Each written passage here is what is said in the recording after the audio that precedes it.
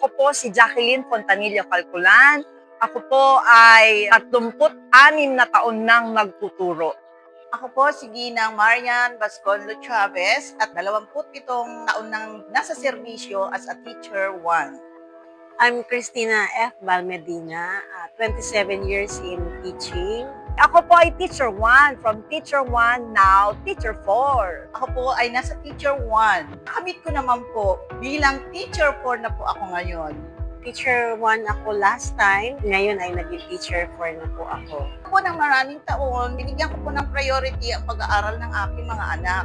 Kaya po ako ay nanatiling Teacher 1. Nung una po kasi, hirap akong magpa-promote. Marami kong naging hindrances because of my considering sa aking mga anak na ayokong sumabay sa gastos na yun. Unang-una, I'm very proud kasi sa edad naming ito, lumaban pa rin kami.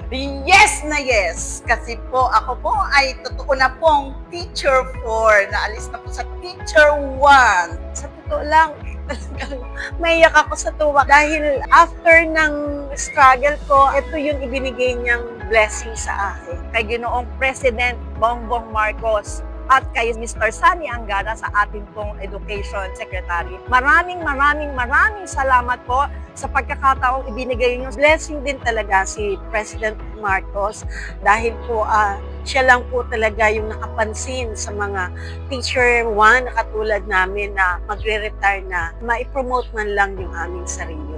Binigyan niyo pa kami ng pagkakataong maipakita kung ano pang meron kami na maibabahagi sa lahat ng kabataang Pilipino.